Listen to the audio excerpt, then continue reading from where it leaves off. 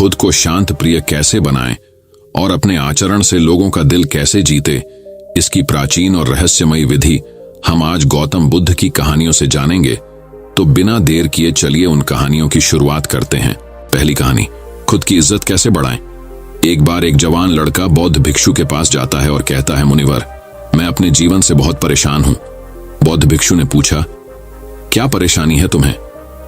लड़के ने कहा, मेरे घर वाले, मेरे मित्र और मेरे रिश्तेदार कोई भी मेरी इज्जत नहीं करता, कोई मेरी किसी भी बात को महत्व नहीं देता। अक्सर जब मैं घर के किसी भी मामले में अपनी राय रखता हूं तो मेरे माता पिता मेरी बातों को अनसुना कर देते हैं, जबकि घर में मेरे छोटे भाई की बातों को हमेशा ही गंभीरता से सुना और माना भी जाता है। सिर्फ मेरी ही बातों की कोई कद्र नहीं है, मित्रों के बीच भी मेरी कोई इज्जत नहीं। वो अक्सर मेरा मजाक उड़ाते रहते हैं और न ही मेरे कोई रिश्तेदार मेरी बातों को गंभीरता से लेते हैं। ये सब देखकर अब तो मुझे भी लगने लगा है कि क्या मैं सच में इतना ही बेकार इंसान हूं कि कोई मेरा भरोसा नहीं कर सकता। अब तो मुझे इस बात का भी भरोसा नहीं है कि मैं समाज में कभी एक इज्जतदार और सम्मानित व्यक्ति बन भी पाऊंगा। इसके बाद लड़के ने हाथ जोड़ते हुए कहा, मुनिवर, क्या आप मुझे कोई ऐसा तरीका बता सकते हैं जिससे हर कोई मेरी इज्जत करे, मेरी बातों को गंभीरता से ले और मैं खुद को एक इज्जतदार और सम्मानित व्यक्ति के रूप में देख सकूं? यह सुन बौद्ध भिक्षु ने कहा, सबसे पहले तो तुम ये समझो कि इज्जत उन्हें ही मिलती है जो इसके हकदार होते हैं, उन्हें नहीं जो इसकी मांग करते हैं। इज्जत और भरोसा मांगा नहीं कमाया जाता है। लोग तुम्हारी इज्जत इसलिए नहीं करते क्योंकि उन्हें तुम्हारे कर्मों, तुम्हारी बातों और तुम्हारे विचारों पर भरोसा नहीं है। उन्हें तुम्हारी करनी और कथनी पर एकरूपता नहीं दिखती। बौद्ध भिक्षु ने पूछा, अच्छा बताओ, तुम्हें ऐसा क्या करना चाहिए कि लोगों का तुम्हारे प्रति भरोसा और मजबूत हो जाए और वो तुम्हारी इज्जत करने लगे? लड़के ने कहा, मुनिवर, वही तो आपसे पूछने आया हूं और आप मुझसे सवाल कर रहे हैं कि मुझे क्या करना चाहिए। बौद्ध भिक्षु ने कहा, अच्छा ठीक है, ध्यान से सुनो। आज मैं तुम्हें 7 ऐसी बातें बताने जा रहा हूं जिनका अगर तुम पालन करते हो तो लोग तुम पर भरोसा भी करेंगे और तुम्हारी इज्जत भी करेंगे। इसलिए पूरे ध्यान से इन 7 बातों को सुनना। लड़के ने कहा, जी मुनिवर। बौद्ध भिक्षु ने कहना शुरू किया, पहली बात, सबसे पहले तुम खुद की इज्जत करना शुरू करो। जब तक तुम खुद ही अपनी इज्जत नहीं करोगे, कोई कैसे तुम्हारी इज्जत कर सकता है? इसलिए पहले खुद की इज्जत करो।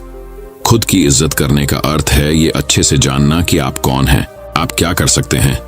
इस बात का भरोसा होना कि आप सबसे अच्छी चीजों के लायक है और आपके अंदर इतनी हिम्मत होनी चाहिए कि आप हर उस चीज को ना बोल सके या उससे दूर जा सके जो आपके स्वाभिमान को ठेस पहुंचाती है। खुद की इज्जत करना आपको जिंदगी में आगे बढ़ने के लिए प्रेरित करता है और आप ज्यादा खुश रहते हैं। खुद के प्रति इज्जत होना आपके अंदर अनुशासन लाता है। आप ज्यादा अनुशासित जीवन जीते हैं। किसी भी चीज या किसी भी इंसान के लिए अपने स्वाभिमान को ना गिरने दें, क्योंकि आपका स्वाभिमान ही सब कुछ है। इसलिए सबसे पहले खुद का सम्मान करना शुरू करें। लोग आपका सम्मान करना खुद ही शुरू कर देंगे। बौद्ध भिक्षु ने कहा, दूसरी बात, अपनी सोच हमेशा सकारात्मक रखो। गौतम बुद्ध ने कहा था, जैसा हम सोचते हैं वैसा ही हम बन जाते हैं। इसलिए सकारात्मक सोचें। सकारात्मक सोच रखने वाले लोग दूसरों को अपनी तरफ ज्यादा आकर्षित करते हैं और दूसरे लोग ऐसी सकारात्मक सोच वाले लोगों की इज्जत भी करते हैं। केवल अपने चेहरे पर मुस्कान न लेना ही सकारात्मकता नहीं कहलाती। एक सकारात्मक व्यक्ति हमेशा किसी भी समस्या के समाधान की सोचता है। वह समस्या को लेकर रोता नहीं रहता है। वह किसी भी विपरीत परिस्थिति में कुछ न कुछ अच्छा निकाल ही लेता है। इसलिए ऐसे व्यक्ति की सभी इज्जत करते हैं, उसकी बातों को गंभीरता से लेते हैं। एक सकारात्मक सोच वाला व्यक्ति अपने चारों तरफ ऐसा माहौल बनाए रखता है कि उसके आसपास रहने वाले लोग भी ज्यादा सकारात्मक और प्रसन्न महसूस करते हैं। वह जो भी इंसान उसके संपर्क में आता है वो उसकी सकारात्मक ऊर्जा को उसके अंदर ही महसूस कर पाता है। बुद्ध भिक्षु ने कहा, तीसरी बात, इस चीज का ख्याल रखो कि लोगों के साथ आपका व्यवहार कैसा है। आपको लोगों से कितनी इज्जत मिलेगी ये इस बात पर निर्भर करता है कि आप लोगों को कितनी इज्जत देते हैं। अगर कोई आपको सम्मान देता है तो उसे यह सम्मान दीजिए, लेकिन अगर कोई आपको सम्मान नहीं भी देता तब भी आप उसे सम्मान दीजिए। यहां हम किसी दूसरे के गलत व्यवहार की उनके व्यवहार को गलत नहीं कर सकते क्योंकि हम दूसरों से पहले खुद की इज्जत करते हैं। हमारी अच्छी आदतों की सही परीक्षा भी किसी बुरे इंसान के संपर्क में आने से ही हो सकती है, क्योंकि तब हमें अपने ऊपर काबू रखना होता है और तब हम पता कर सकते हैं कि हमारे आदर्श कितनी गहराइयों तक हमारे अंदर उतर चुके हैं। कई बार हमारा अच्छा व्यवहार हमारे सामने ऐसे सुनहरे अवसर लाकर खड़ा कर सकता है जैसे मौकों की हमने कभी कल्पना भी नहीं की होती। दूसरों को इज्जत देना उन्हें अपने प्यार को महसूस करवाने का सबसे अच्छा तरीका है। किसी की सच्चे दिल से इज्जत करना उन्हें प्यार करने का एक तरीका है। इसलिए पहले कुछ लोगों को इज्जत दो कि लोग भी आपको इज्जत देना शुरू कर देंगे। एक बौद्ध भिक्षु ने कहा था, किसी से बातचीत के दौरान ज्यादा बोलने की बजाय ज्यादा सुनने पर ध्यान दो। जब आप कम बोलते हैं और ज्यादा सुनते हैं तो लोग आपको सबसे ज्यादा पसंद करते हैं, क्योंकि दूसरे लोगों को सुनने की यह खासियत बहुत ही कम लोगों में होती है और आपकी बस यही एक खासियत आपको हजारों की भीड़ से अलग बनाती है। क्योंकि इस दुनिया में हर इंसान यही चाहता है कि लोग उसकी सुने, लेकिन ज्यादातर लोग सुनते नहीं। और जब आप लोगों की बातों को सुनते हैं उन्हें समझने के लिए, तो आप बहुत कुछ नया तो सीखते ही हैं, साथ ही उस इंसान की नजरों में आपकी इज्जत बहुत बढ़ जाती है। इसलिए जब भी लोगों से बात करें तो ज्यादा सोचने की बजाय उनकी बातों को सुनने और समझने की कोशिश करें। बुद्ध भिक्षु ने कहा, 5वीं बात, लोगों से जो वादा करो उसे पूरा भी करो। हमारी विश्वसनीयता पर सबसे बड़ा धक्का तब लगता है जब हम अपनी बोली हुई बात पर अमल नहीं करते। जब लोगों को यह लगता है कि हमारी करनी और कथनी में बहुत अंतर है, तो उनकी नजरों में हमारी इज्जत कम हो जाती है और वो हमारी बातों और कामों को गंभीरता से लेना छोड़ देते हैं। साथ ही ऐसे इंसान के साथ कोई भी काम नहीं करना चाहता जिससे हम अपने जीवन में आने वाले बहुत से अच्छे मौकों को गंवा बैठते हैं और जीवन में आगे नहीं बढ़ पाते। और जो इंसान अपनी बोली हुई बात पर अडिग रहता है और हर हाल में उस काम को पूरा करता है जिसके लिए उसने वादा किया था, ऐसे इंसान को सभी पसंद करते हैं और उसकी इज्जत करते हैं। इसलिए लोगों के सामने वही बोलो जिसे पूरा कर सको। बौद्ध भिक्षु ने कहा, 6, ज्यादा अच्छा और सीधा इंसान बनने की कोशिश मत करो। लोग कभी भी ऐसे इंसान को गंभीरता से नहीं लेते जो उनकी हर बात पे हाँ में हाँ मिलाते हैं, क्योंकि ऐसे लोगों की अपनी कोई अलग और मजबूत राय नहीं होती। ये बस हर किसी की हाँ में हाँ मिला देते हैं और सोचते हैं कि सामने वाला इन्हें पसंद करेगा, इनकी इज्जत करेगा, लेकिन होता ठीक इसके विपरीत है। लोग हमेशा ऐसे इंसान की ज्यादा इज्जत करते हैं जो गलत को गलत और सही को सही बोल सके, जिसका अपना खुद का एक स्वतंत्र नजरिया और सोच हो। इसलिए एक मजबूत इरादों वाला इंसान बनने की कोशिश करें, न कि एक ऐसा इंसान जो दूसरों को खुश करने के लिए अच्छा इंसान बनने का नाटक करते रहता है, क्योंकि ऐसा करके न तो वो इंसान खुद खुश रहता है और ना ही दूसरे उसे गंभीरता से लेते हैं। बुद्ध भिक्षु ने कहा कि और अंतिम, लोगों के सामने अपनी भावनाओं पर नियंत्रण रखें। कई बार जब हम ज्यादा खुश या दुखी होते हैं और लोगों से मिलते हैं तो अपनी भावनाओं पर नियंत्रण नहीं रख पाते और इसी दौरान हमारे मुंह से कुछ ऐसे शब्द निकल जाते हैं या फिर हम कुछ ऐसा काम कर देते हैं जिसके लिए हमें जिंदगी भर पछतावा होता है, या कभी कभी हम लोगों की बातों पर प्रतिक्रिया कर देते हैं बिना उनकी पूरी बात सुने। हमें ऐसे मौकों पर अपनी भावनाओं पर नियंत्रण रखना चाहिए। अगर हम सुख दुख या किसी भी ऐसे मौके पर उनको शांत रख पाते हैं तो लोगों की नजरों में हम एक गंभीर और सहनशील इंसान के रूप में उभर कर आते हैं, और एक गंभीर व सहनशील इंसान की इज्जत सभी करते हैं। इसलिए अपनी भावनाओं पर नियंत्रण रखने की कोशिश करें। लड़के को अपने प्रश्नों का उत्तर मिल चुका था। उसने बौद्ध भिक्षुओं का धन्यवाद किया और वहां से चला गया। मासेतार। दूसरी कहानी, बौद्ध भिक्षु और वैश्या की एक अनोखी कहानी। एक बार एक बौद्ध भिक्षु एक गांव से गुजर रहा था। 4 कदम चलने के बाद वह थका, क्योंकि भगवान ने भिक्षु संघ को कह रखा था, 10 कदम दूर से ज्यादा मत देखना, जितने से तुम्हारा काम चल जाए। अचानक उसे लगा ये गली कुछ अलग है। यहाँ की सजावट, रहन सहन, लोगों का यूं राह चलते ऊपर देखना, इशारे करना, कहीं कोई किसी को बुला रहा है, इशारा करके कोई किसी स्त्री को प्रश्न करने के लिए मिन्नत मशक्कत कर रहा है। जगह जगह भीड़ इकट्ठी है और गांव और गलियों में ये दृश्य कम ही देखने को मिलते हैं। पर भिक्षु विचित्रसेन थोड़ा चकित जरूर हुआ, पर निर्भय आगे बढ़ा। वह समझ गया कि ये वेश्याओं का महोला है, यहाँ भिक्षा की उम्मीद कम ही है। वैसे तो भगवान ने कुछ वर्जित नहीं किया था कि किस घर जाओ किस घर न जाओ, पर जीवन में ऐसा पहले हुआ नहीं था। वह कुछ आगे बढ़ा। ऊपर खिड़की से एक वेश्या ने भिक्षु विचित्रसेन को देखा और देखती रह गई। कितने ही लोगों को उसने देखा था, एक से एक सुंदर, धनवान, बलवान, पर इस भिक्षु के मेले कुचैले कपड़े, हाथ में भिक्षा पात्र, पर इसकी चाल में कुछ ऐसा था मानो आनंद झर रहा हो। उसके चेहरे की आभा और शांति अभूतपूर्व थी। राजे महाराजों की चाल भी उस युवक भिक्षु के सामने घसर पसर लगती थी, मानो उसके कदम जमीन पर न पड़ हवा में बादलों पर पड़ रहे हैं। उसके पैरों में बिना किसी सिगार के वह राजा महाराजाओं को भी मात दे रहा था। अब ये विरोधाभास देखा, ये आपने चमत्कार। हजारों लोगों ने उस भिक्षु को चलते हुए देखा, पर किसी और को उसकी चाल में कोई गुण गौरव क्यों नहीं नजर आ रहा था? ऐसा नहीं है, हम जो देखते हैं वो सत्य है। देखने के लिए भी आंखें चाहिए, अंदर भरा होश चाहिए। बुद्ध आते और हम ही लोगों के बीच से होकर चले जाते हैं और हम नहीं देख पाते। उनके जाने के भी हजारों सालों बाद वह वेश्या नीचे उतर आई और सन्यासी का रास्ता रोककर खड़ी हो गई। सन्यासी अपूर्व रूप से सुंदर हो जाता है। सन्यास जैसा सौंदर्य देता है, मनुष्य को और कोई चीज नहीं देती।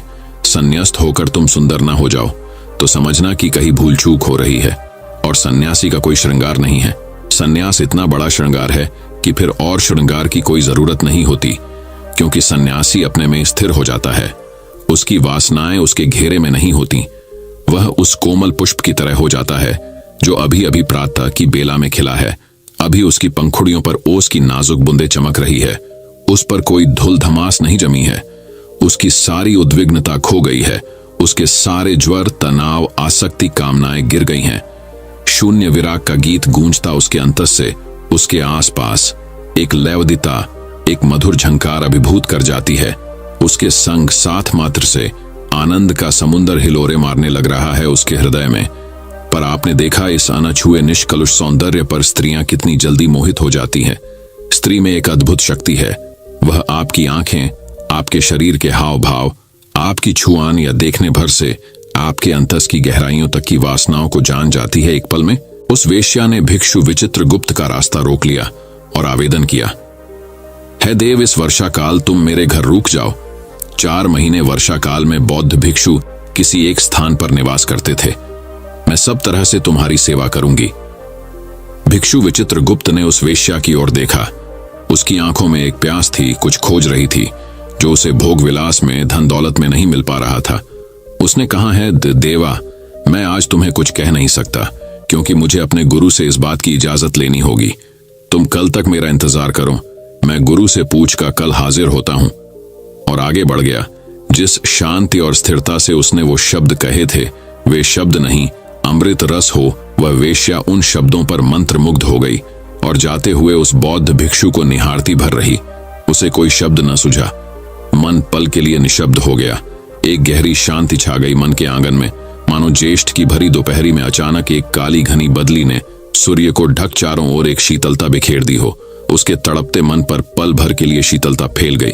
उस वेश्या को यह आस नहीं थी कि मेरा ऐसा भाग्य होगा कि मैं जीवन में किसी भिक्षु का संग साथ करूंगी।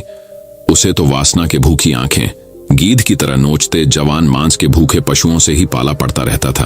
प्यार के दिखावे के नाम पर एक छलावा, एक नकली चेहरा, चारों ओर झूठ और फरेब की दीवारें ही देखने को मिली थीं। उसका मन बार बार कह रहा था कि देखना, वह जरूर मेरा निमंत्रण स्वीकार लेगा। उसकी आंखों में भय नहीं था और उसने उस भिक्षु की चरण धुल अपने आंचल में समेट ली और अपने निवास की ओर चली गई। वो सब सामान को सुनियोजित तरीके से लगाने लगी। दासी को भी कह दिया, इस शयन कक्ष को खूब सुंदर सज्जा सवार दे, कल कोई मेहमान आने वाला है और वह यहाँ 4 माह रहेगा। दासी उसका मुख देखती रह गई। ऐसा कौन मेहमान आ रहा है? यहाँ तो रोज नए आते हैं और चले जाते हैं। दासी की समझ में कुछ आया, कुछ नहीं आया, पर वह कुछ बोली नहीं, अपने काम में लग गई। वेश्या तो इतनी खुश हुई मानो उसके घर कल खुद भगवान चलकर आ रहे हैं। उसके पैर जमीन पर नहीं गिर रहे थे। इतनी खुशी उसे सहन नहीं हो पा रही थी। उसके होठों पर मधुर गान मुखरित हो रहे थे। उसके कदमों में रागों के नाद डोल रहे थे। हृदय हिलोरे ले रहा था। सांसों में सुगंध समा रही थी। इतनी खुशी उसे जीवन में पहले कभी नहीं हुई। लगता था आज जीवन धन्य हो गया। भिक्षु ने जाकर भगवान बुद्ध से भरी सभा में पूछा। 10,000 भिक्षु वहां पर मौजूद थे। मैं एक गांव में गया था। वहां एक वेश्याओं का गांव था। एक युवती ने मेरा रास्ता रोक लिया और आग्रह करने लगी कि तुम इस वर्षावाप पर 4 माह मेरे यहां रुको। पास ही बैठे एक भिक्षु ने कहा, भगवान वह स्त्री अति सुंदर थी और ऊपर से वेश्या भी।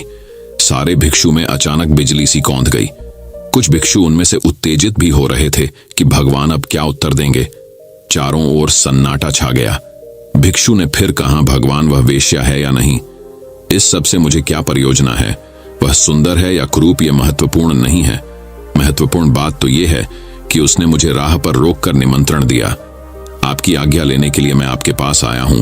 वैसे मेरे हृदय पर एक बोझ है जो मैं मीलों ढोकर आ रहा हूं।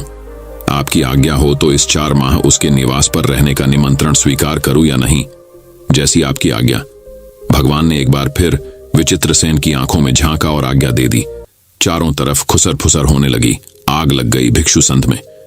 कुछ भिक्षुओं ने खड़े होकर कहा, भगवान ये अन्याय है, ये तो सरासर भ्रष्ट होने की राह है। आप खुद ही ऐसा करेंगे और कहेंगे तो हमें रोकेगा कौन, समझाएगा कौन। आप अपने निर्णय पर एक बार और सोच विचार कर ले। एक भिक्षु कहने लगा, भगवान मेरे मन में भी ये प्रश्न था। मैं भी आपसे आज्ञा चाहता था पर झिक रहा था कि लोग क्या कहेंगे। डर भी लग रहा था कि आप मना कर देंगे। अब तो मेरे प्रश्न का उत्तर आपने स्वयं ही दे दिया। अब तो पूछने की कोई जरूरत ही नहीं है। भगवान ने उस भिक्षु को देखा, ये तुम्हारे लिए आज्ञा नहीं है। ये प्रश्न विचित्रसेन का था। तुम्हें शायद मैं ना कर देता। जब प्रश्न पूछने का और आज्ञा मांगने का साहस नहीं है तो फिर तुम्हारी क्या परिणति होगी, ये तुम स्वयं ही जानते हो। और ये बात समझ लो, मैं सोच विचार नहीं करता। मैं तो तुम्हारे अंतर में झांक कर देख भर लेता हूं। मुझे अपनी आज्ञा पर सोचने विचारने की कोई आवश्यकता नहीं है। अब इस बात को यहीं खत्म करते हैं और 4 माह बाद जब विचित्रसेन आएगा तभी कोई चर्चा होगी। इसे जाने दो, इसे मैं जानता हूं। अगर वेश्या इसके सन्यास को डिगा देगी तो यह सन्यास नहीं होगा। इसका कोई मूल्य नहीं। तुम्हारे सन्यास की नाव में एक वेश्या भी यात्रा न कर सके तो 2 पैसे का सन्यास है, उसका क्या मूल्य है। भिक्षु विचित्रसेन भगवान को प्रणाम कर चला गया। सार भिक्षु संत उसे जाते को देखता रहा। कईयों के मन में तरह तरह लड्डू फूट रहे थे। क्या भाग्य पाया है, अब यह करेगा 4 माह तक मौज और अपनी किस्मत को कोसने लगे। उधर वेश्या ने उसका स्वागत किया।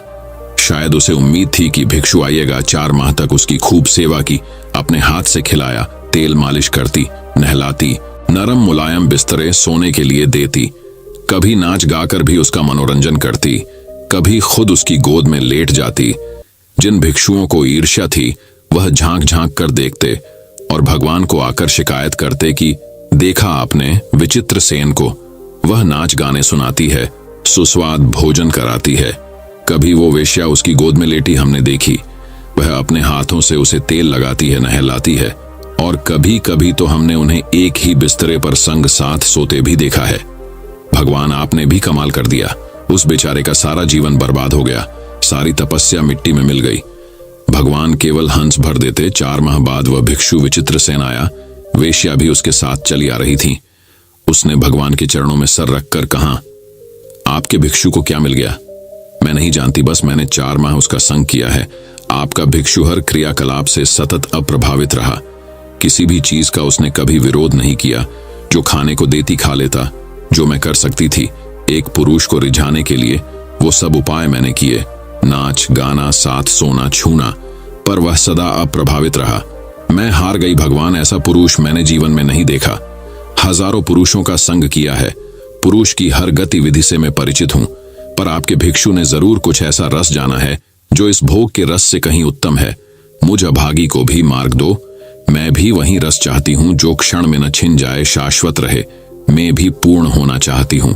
सच ही आपका भिक्षु पूर्ण पुरुष है। और उसने दीक्षा ले ली। विचित्रसेन ने भगवान के चरणों में अपना सर रखा। भगवान ने उसे उठाकर अपने गले से लगाया। मेरा बेटा विचित्रसेन सच में ही विचित्र हो गया, अर्हत हो गया है। और वेश्या के साथ पूरे भिक्षु संघ की आंखों से झरझर आंसू बहने लगे। भगवान ने उस भिक्षु को देखकर कहा, देखा भिक्षु, तुमने मेरा भिक्षु वेश्या के यहाँ 4 मास रहा तो एक और भिक्षु को अपने साथ लाया। तू भी सिख, अपने अंदर झांक कर देख उस मन की चालबाजी को जो तुझे छल रहा है वह जो कह रहा है, क्या वह सत्य है या मात्र एक छलावा? आंखें खोल जाग, देख चारों ओर कितना प्रकाश फैल रहा है, और ये अपने ही दिल पर हाथ रखकर खुद ही उत्तर ढूंढ कि क्या तू अगर जाता तो तेरी दबी वासना तुझे डुबो नहीं देती? क्या तू वापस आता? शायद कभी नहीं। हाँ, इस संघ में एक भिक्षु और कम हो जाता संध में, और सब भिक्षु पल भर के लिए खिलखिलाकर हंस दिए। तीसरी कहानी। अब भी नहीं समझ आया है तो ये कहानी साबित कर देगी कि सारी बात मन की है। कहानी थोड़ी पुरानी जरूर है, पर इसकी आत्मा आज भी बिल्कुल ताजा है। दो बौद्ध भिक्षु पास के गांव से भिक्षा लेकर वापस मठ की ओर लौट रहे थे। उनमें से एक बूढ़ा भिक्षु था जिसे काफी अरसा हो गया था संन्यास लिए, और दूसरा एक युवा भिक्षु था, उसने हाल ही में संन्यास लिया था। दोनों शांत भाव से अपने रास्ते पर चलते जा रहे थे। रास्ते में एक नदी पड़ती थी जिसको पार करके जाना पड़ता था। आजकल बरसात के कारण वो तूफान पर थी। जब वे दोनों उसके तट पर पहुंचे तो उन्हें वहां एक स्त्री दिखाई दी जो नदी पार करने की कोशिश कर रही थी। वह इतनी सुंदर थी कि किसी अप्सरा से कम न प्रतीत होती थी।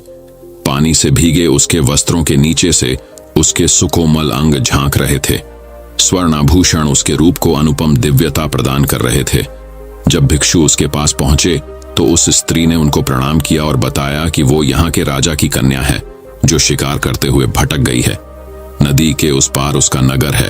उसने विनती की कि कृपा करके मुझे इस नदी को पार करवा दे। नदी का वेग इतना ज्यादा है कि मैं अपने शरीर को संभाल नहीं पा रही हूँ। दोनों भिक्षुओं ने नदी की ओर देखा। किनारे के उबड़ खाबड़ पत्थर, तल की चिकनाहट और ऊपर से धारा का वेग, कुल मिलाकर उसे पार कर पाना किसी कोमल मनुष्य के लिए अत्यंत कठिन था। परंतु समस्या सिर्फ यही एक नहीं थी, समस्या एक और भी थी। भगवान बुद्ध ने भिक्षुओं को नारी से दूर रहने को कहा था, इसीलिए वो उसको पार नहीं करवा सकते थे। नारी स्पर्श से तो अब तक संचित समस्त साधना एक क्षण में नष्ट हो सकती थी। बूढ़ा भिक्षु अभी ये सब सोच विचार ही रहा था कि युवा भिक्षु आगे बढ़ा। उसने उस स्त्री को अपने कंधे पर उठाया और नदी में उतर गया। बूढ़ा भिक्षु ये सब देखकर हक्का बक्का रह गया। वो भी उसे विस्मय से देखता हुआ पीछे पीछे नदी पार करने लगा। युवा भिक्षु दूसरे किनारे पर पहुंच गया। उसने स्त्री को अपने कंधे से उतारा और उसे विदा दी। वह स्त्री भी उनको प्रणाम करके चली गई। युवा भिक्षु शांत भाव से मठ की ओर बने लगा। पीछे पीछे बूढ़ा भिक्षु भी तट पर पहुंचा। पहुंचते ही उसने युवा सन्यासी को उपेक्षा के भाव से देखा। बूढ़े भिक्षु की आंखों में क्रोध और दुर्भावना थी। उसने युवा भिक्षु की तरफ मुंह फेरा और शीघ्रता से मठ की ओर पांव बढ़ाने लगा। आवेग में चलते चलते वह विचार कर रहा था कि देखो, एक हम हैं जिन्होंने इतने साल तक अपने ऊपर किसी स्त्री की परछाई तक नहीं पड़ने दी, और एक ये हैं आजकल के युवा सन्यासी। स्त्री की छाया तो दूर, उसे स्पर्श भी किया, और सिर्फ स्पर्श ही नहीं, उसे कंधे पर भी उठा लिया। अभी मठ में जाकर भगवान बुद्ध से इसकी शिकायत करता हूं। ऐसे नीच को तो संघ से ही निकाल देना चाहिए, और भगवान बुद्ध से भी ये आग्रह करूंगा कि आगे से इन युवाओं को दीक्षा ही न दें। ये अपने ऊपर संयम तो रख नहीं सकते। यही सब सोचते विचारते मठ आ गया। वह तेजी से अंदर गया और भगवान बुद्ध से भेंट करने उनके पास गया। बुद्ध शांत मुद्रा में एक वृक्ष के नीचे बैठे थे। बूढ़े भिक्षु ने उन्हें प्रणाम किया और सारा किस्सा सुना दिया कि कैसे उस युवा भिक्षु ने उस स्त्री को नदी पार करवाई। संघ के सभी भिक्षु इकट्ठा हो गए। युवा भिक्षु को बुलाया गया। भगवान बुद्ध ने उससे पूछा कि ये वृद्ध आप पर जो आरोप लगा रहे हैं, क्या वो सत्य है? क्या आपने किसी स्त्री को अपने कंधे पर उठाकर नदी पार करवाई? अब यहां उस युवा भिक्षु ने जो उत्तर दिया वो समझने लायक है। उसने कहा, कौन स्त्री? अच्छा, वो हाँ, मैंने उसे नदी पार करवाई थी। परंतु भगवान, मैंने तो उस स्त्री को नदी के उस पार से अपने कंधे पर उठाया और इस पार उतार दिया था, पर ये वृद्ध भिक्षु तो अभी तक उसे अपने कंधे पर उठाए हैं। ये बात सुनकर बुद्ध मुस्कुराए। उन्होंने युवा भिक्षु को आशीष दी और कहा कि सच में किसी कार्य में शारीरिक संलग्नता से कहीं अधिक प्रभावी मानसिक लिप्तता है। युवा भिक्षु ने परोपकार की भावना से उस स्त्री को उठाया, इसलिए उसका मन दूषित नहीं हुआ, जबकि बूढ़े भिक्षु का मन द्वेष भाव से भर गया और वे अब तक अशांत है। सारी बात मन की है, अंदर की है। युवा भिक्षु उस स्त्री को कंधे पर उठाकर भी उससे मुक्त रहे और बूढ़ा भिक्षु उस स्त्री का स्पर्श किए बगैर भी उससे बंध गया। उम्मीद है आपको भी ये बात समझ आ गई होगी। अक्सर हमें अच्छा व्यवहार करने की शिक्षा दी जाती है, जबकि आपका मानसिक आचरण अधिक महत्व रखता है। चौथी कहानी अपने मन को काबू करने और शांत रहने के ऊपर है। एक राजा हमेशा उदास रहता था। लाख कोशिश करने के बावजूद उसे शांति नहीं मिलती थी। एक बार उसके नगर में एक बौद्ध भिक्षु आया। बौद्ध भिक्षु के ज्ञानपूर्ण उपदेश से राजा बहुत प्रभावित हुआ। उसने बौद्ध भिक्षु से पूछा, मैं राजा हूं, मेरे पास सब कुछ है, किंतु फिर भी मेरे मन में शांति नहीं है, मुझे क्या करना चाहिए? बौद्ध भिक्षु बोला, आप अकेले में बैठकर चिंतन करें। राजा अगले दिन सुबह अपने कक्ष में आसन जमाकर बैठ गया। तभी उसके महल का एक कर्मचारी सफाई के लिए उधर आया। राजा उससे बात करने लगा। कर्मचारी से राजा ने उसकी परेशानियां पूछी, जिन्हें सुनकर उसका दिल भर आया। इसके बाद राजा ने हर कर्मचारी के कष्ट व दुख जाने। सबकी व्यथा सुनने के बाद राजा ने निष्कर्ष निकाला कि वेतन कम होने से सभी आर्थिक रूप से त्रस्त थे। राजा ने तत्काल उनके वेतन में वृद्धि की, जिससे वे सभी खुश हो गए और उन्होंने राजा के प्रति आभार व्यक्त किया। अगले दिन जब राजा की बौद्ध भिक्षु से भेंट हुई तो उसने पूछा, राजन, आपको कुछ शांति प्राप्त हुई? राजा बोला, मुझे पूर्ण रूप से तो शांति नहीं मिली, किंतु जब से मैंने मनुष्य के दुखों के स्वरूप को जाना है, अशांति थोड़ी थोड़ी जाती रही। तब भिक्षु ने समझाया, राजन, आपने शांति के मार्ग को खोज लिया है, बस उस पर आगे बढ़ते जाएं। एक राजा तभी प्रसन्न रह सकता है जब उसकी प्रजा सुखी हो। सार यह है कि मन की शांति स्वयं के सुख से अधिक दूसरों के दुख हरकर उन्हें सुखी बनाने से मिलती है। इसलिए यथाशक्ति दूसरों की सहायता करें। पांचवी कहानी बुद्धिमानी की कहानी, मित्र और मंत्री की प्रेरणादायक कहानी। नमस्कार दोस्तों, आज हम आपके लिए बुद्धिमानी की कहानी लेकर आए हैं। हिंदी कहानियों की श्रृंखला आपके लिए लगातार जारी है। हम प्रतिदिन आपके लिए चुनकर कुछ हिंदी कहानियां लेकर आते हैं। आज की कहानी का मुख्य बिंदु है बुद्धिमान। आपने बचपन में बहुत ऐसी कहानियां पढ़ी होंगी जो व्यक्ति की चालाकी और कुशलता पर आधारित होती है। आज के समय में बुद्धिमान होना बहुत महत्वपूर्ण है। इस भागदौड़ भरी जिंदगी में समय समय पर हमें अपनी बुद्धिमत्ता का उपयोग करना पड़ता है, तभी हम जीवन में सफल हो सकते हैं। बुद्धिमानी का मतलब किसी को धोखा देना अथवा छल करना नहीं है, बल्कि अपनी बुद्धि से वह प्राप्त करना है जो कोई और प्राप्त नहीं कर सकता। बहुत समय पहले की बात है। दो बहुत अच्छे मित्र हुआ करते थे। एक का नाम राम और दूसरे का नाम श्याम था। दोनों बचपन से ही मित्र थे और हर काम मिलकर करते थे। किसी भी बात में दोनों की सहमति हर बार बन जाती थी। एक बार दोनों ने एक साथ एक मंदिर जाने का निर्णय किया। मंदिर बहुत प्राचीन था और जंगल के रास्ते से उस मंदिर में जाना पड़ता था। वह रास्ता बिल्कुल ही एकांत था। उस पर बहुत कम लोग थे जो जाया करते थे। मंदिर तक पहुंचना बहुत ही कठिन था, पर दोनों दोस्तों ने यह ठान लिया था कि वह इस साल मंदिर जाकर भगवान के दर्शन करेंगे। मंदिर को जाने से पहले गांव के लोगों ने उनको बहुत समझाया, यह रास्ता बहुत कठिन और मुश्किल है, इसलिए तुम लोग अपना ध्यान अवश्य रखना। मंदिर के रास्ते में बहुत तेज धूप, गर्मी, जंगली जानवरों और दलदल का खतरा रहता है। जब हम बहुत ऊपर पहुंच जाते हैं तब वहां पर ऑक्सीजन की कमी हो जाती है, जिससे एक दूसरे पर भी गुस्सा आने लगता है। राम और श्याम अपने सफर के लिए निकल गए। जैसे जैसे वह रास्ता पार करते वैसे वैसे उनकी तकलीफ बढ़ती जाती।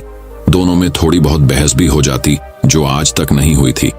पर इस कठिनाई भरे सफर में ऐसा होने लगा। देखते ही देखते राम और श्याम का झगड़ा बहुत बढ़ गया।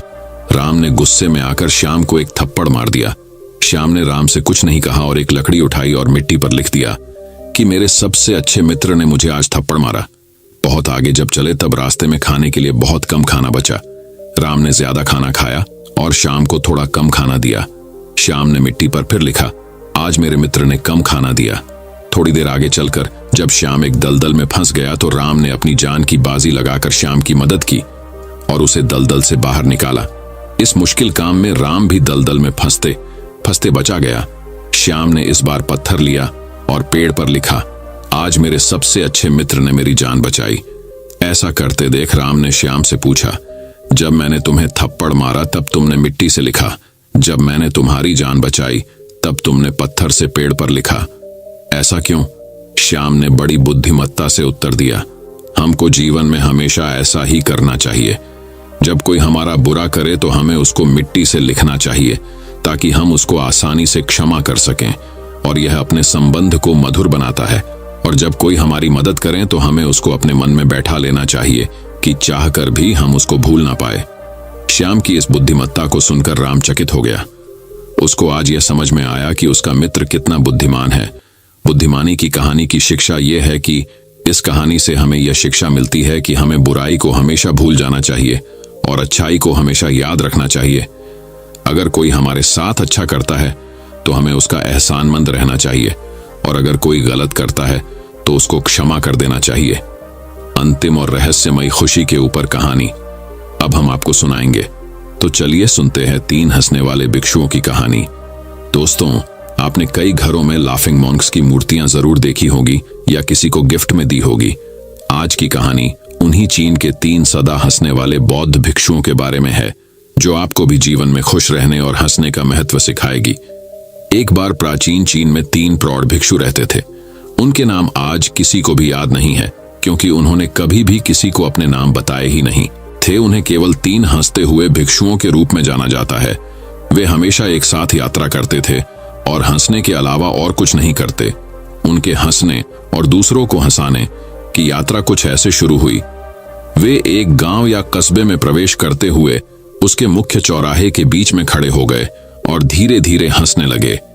वहां रहने वाले और काम करने वाले लोग और राहगीर उन्हें अनदेखा नहीं कर सके और धीरे धीरे उनके साथ हंसना शुरू कर दिया।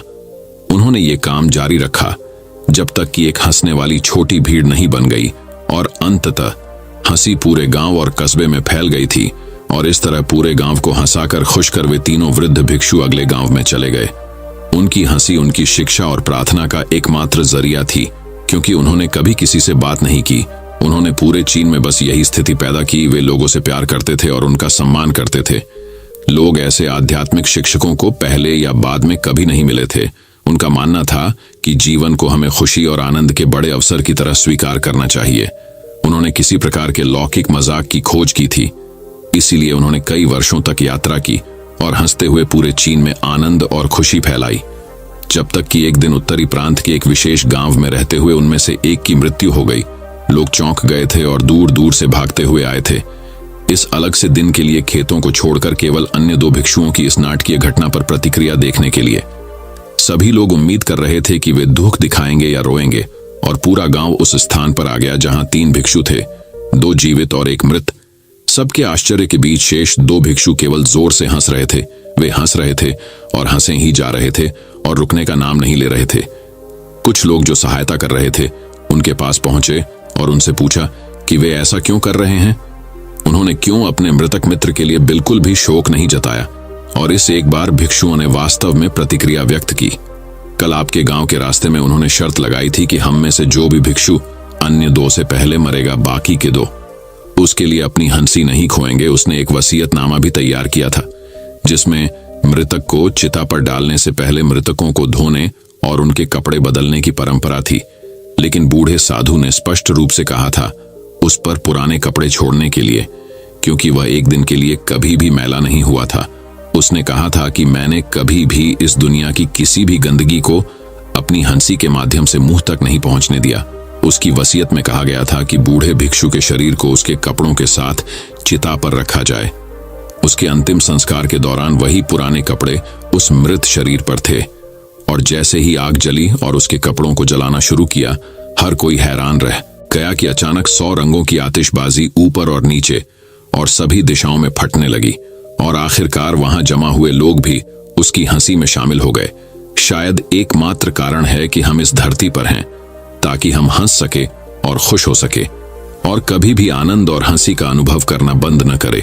अगली बार जब आप किसी समस्या का सामना करें तो आईने में देखें और बस समस्या को हंसकर दूर कर दें, क्योंकि आपकी खुशी ही आपको जीवित बनाती है। दोस्तों, मैं उम्मीद करता हूं कि यह कहानी सुनने से आपके जीवन में अच्छे बदलाव आए होंगे। आपको इस वीडियो से क्या सीखने मिला, ये कमेंट करके जरूर बताइए, और अपने परिवार, दोस्तों या आपके करीबी इंसान के साथ ये कहानी शेयर करके उन्हें भी इस ज्ञान से परिचित करवाए। बाकी अगर आपको ये वीडियो दिल से अच्छी लगी हो, तभी इस वीडियो को लाइक कर देना और आपने अब तक इस चैनल को सब्सक्राइब न किया हो तो चैनल को सब्सक्राइब भी जरूर कर देना। आपका हर दिन शुभ हो और खुशियों से आपका जीवन भरा रहे। धन्यवाद। नमो बुद्धाय।